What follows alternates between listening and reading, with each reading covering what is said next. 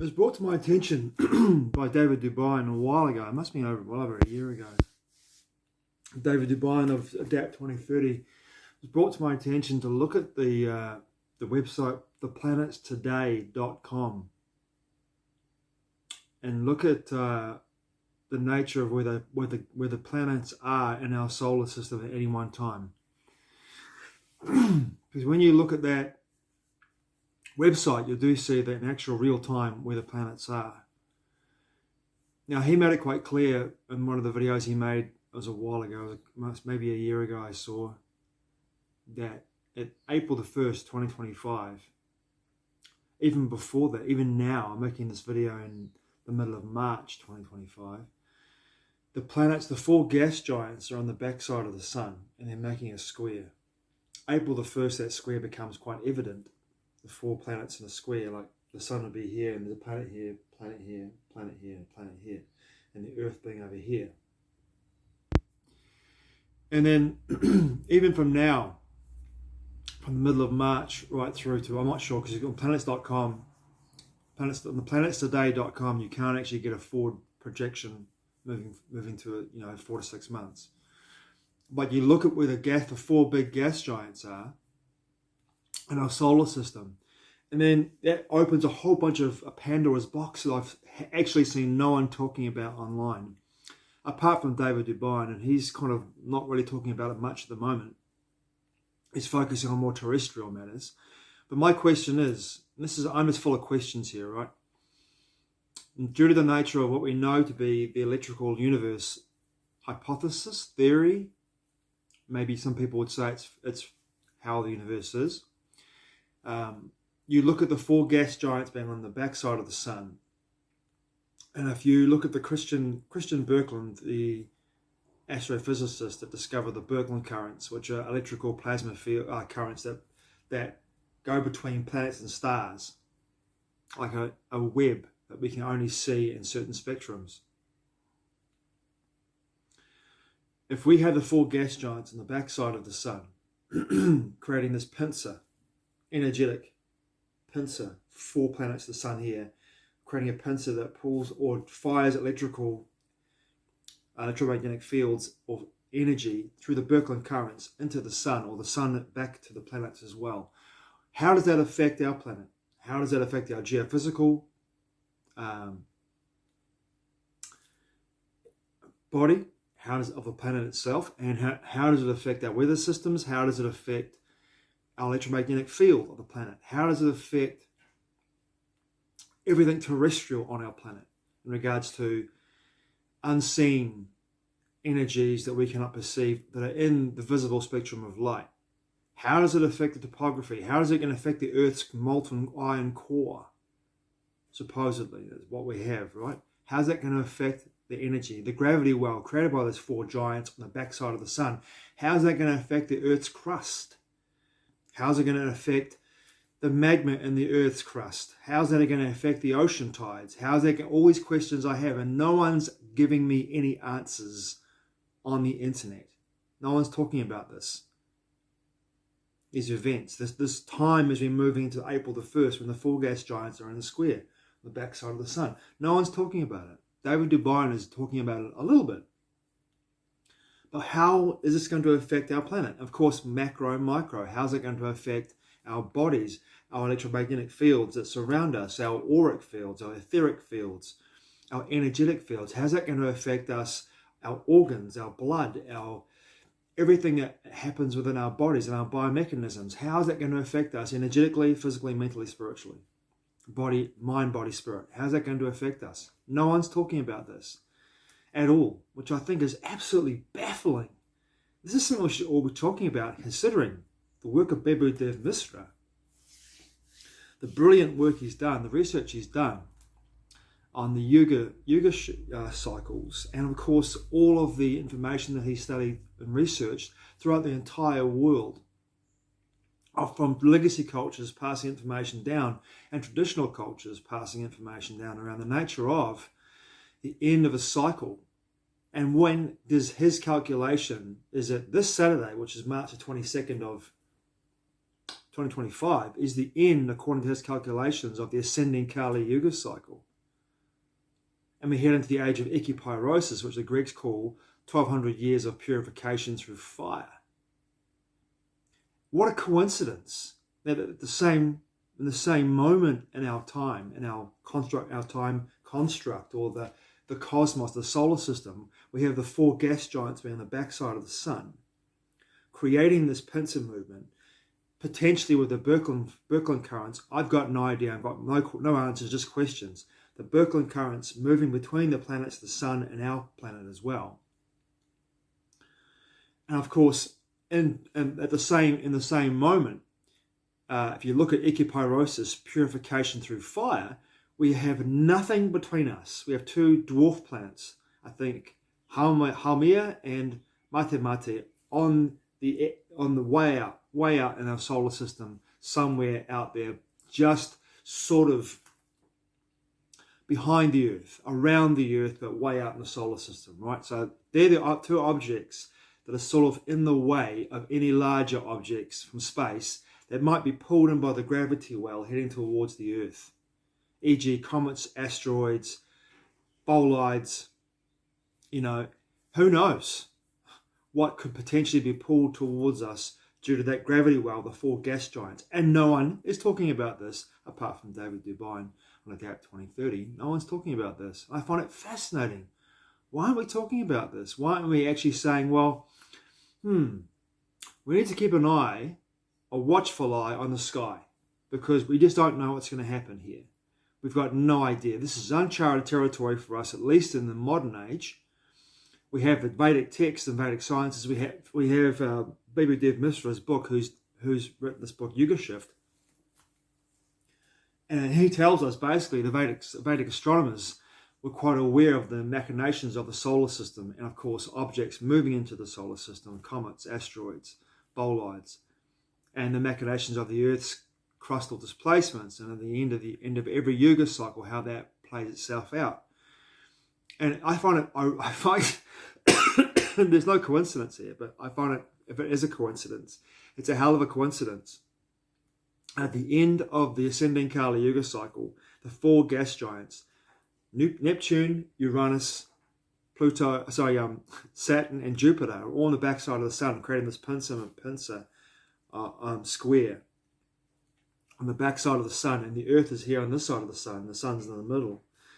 And I find that really interesting that that's happening at the end of the Ascending Kali Yuga cycle, and we are basically open ocean of space with the potential for some large objects. Potential. I'm not saying it's going to happen, but there's a potential for a large asteroid or meteorite or a comet to smack into us due to that gravity well pulling on these objects from deep space in our solar system towards our planet or towards our moon. I mean, who knows? And then if you look at this character, C.J.B. Books, he talks about the book of Revelation and the seventh seal. Books Revelation 8 and 9. If you read that and watch his video on the book of Revelation 8 and 9, watch his video on his own YouTube channel, you see that he talks about the nature of capturing asteroids or comets, the parasite class doing this, capturing asteroids and asteroids or comets, and bringing them and smacking them into the Earth. Now, I wrote about this because I had a vision about this. I had a vision of the end of Atlantis, who I now know to be the Belial group, capturing large asteroids and comets and hurtling at the Earth to bring the end and the decimation and the destruction, the final destruction of Poseidia, which was the stronghold of the Amelius group, which is the right-hand path. The right hand, which is the, I think it was the right hand. I'm not sure if the left hand is the bad guys and the right hand is the good guys. Forgive me. So Amelius group were the sons of one.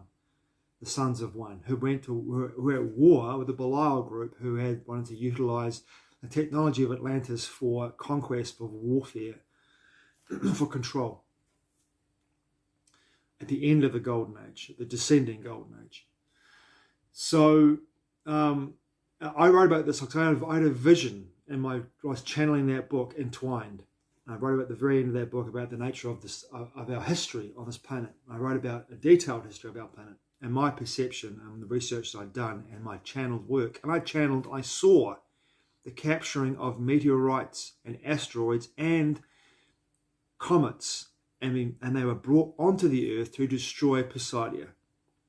And send the Earth into a cataclysmic event which brought in the Younger Dryas, 1200 years of plummeting temperatures, an ice age, and a deluge, which was cataclysmos in the Greek ages of man, as David Dubyne says.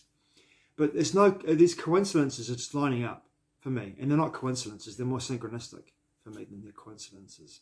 That these people that I'm looking at and finding this information that's coming to me, and it gives me more questions than I do have answers. Why is no one talking about this? Why aren't we having a really good discussion about this information? Why aren't we looking at this going like, well, nothing could happen, but something might happen. Or just basically a talk about this, about all this information to bring out the public awareness. I mean, we don't want to have a situation where a large comet or asteroid or meteorite approaches the Earth hurtling towards us and we catch it the last minute, right?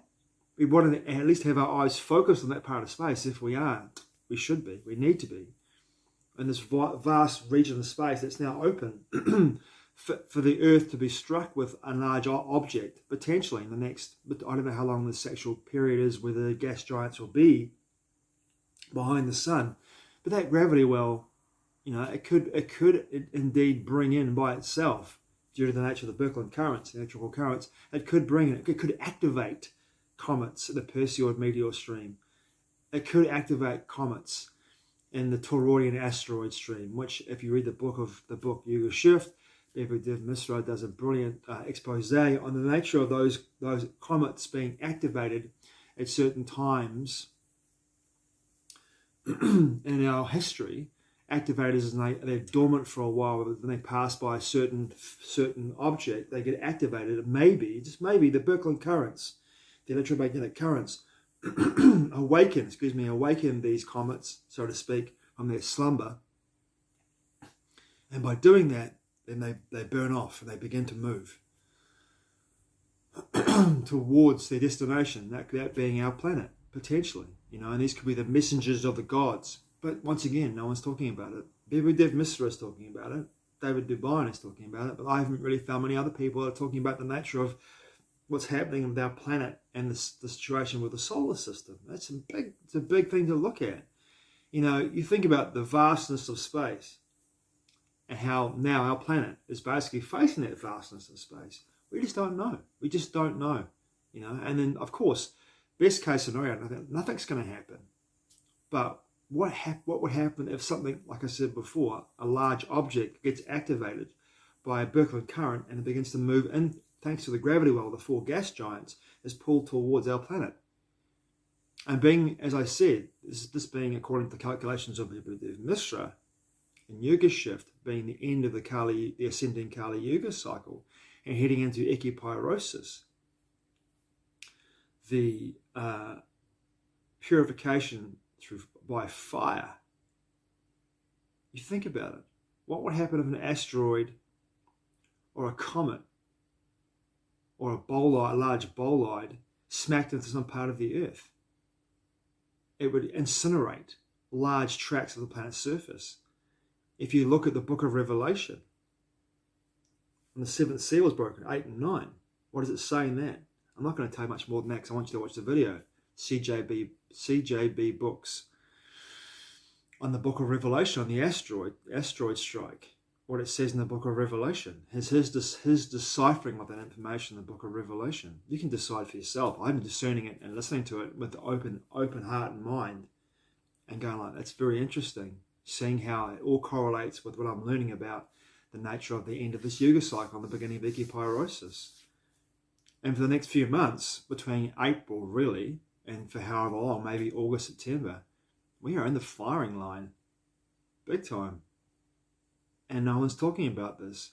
And of course, no one's talking about the actual, rather than the macro, back down to the micro, what's going to happen to us as beings with an electromagnetic field. What's going to happen to our bodies, to our awareness, to our psyches, to our trauma, to our ancestral trauma, to what we're carrying, our epigenetics. What's going to happen to us in regards to our biology? All these questions, I've got no answers, but I have questions around this, but no one's fucking talking about this shit. And it just baffles me. It's like, this is probably one of the most important moments in our lifetime, if not, who gets to see the chance, who remembers and has a chance to live through the end of a yuga cycle? I mean, no one's even talking about it. I mean, people talk about this whole bullshit New Age ascension crap. Well, there's no ascension. There's a purification. And if you remember what purification means, it basically means through purification, you do the hard yards. You know, you have to transmute. And through this transmutation, you come out like the phoenix, e.g., this is it, echipyrosis. You're moving through purification through fire. Your phoenix rises out of the ashes. But once again, there's so few people, you know, literally I can count them on my hand. Biba Dev Misra, David Dubyne, Adapt 2030, Ransom Gondwood. Maybe those three people that I know of are talking about this. And they are interviewed by various podcasters and videocasters. But these three individuals are the only three people I know that are talking about this kind of stuff. It just blows me away. Everyone's just so misdirected and distracted. But these are real events. This is really happening in this moment right now. This is actually taking place. And maybe this needs to be brought into the conversation, perhaps. I'm just saying. Maybe. Thanks for watching. I truly appreciate it. All the best for the next few months. Matewa. I'll see you again soon.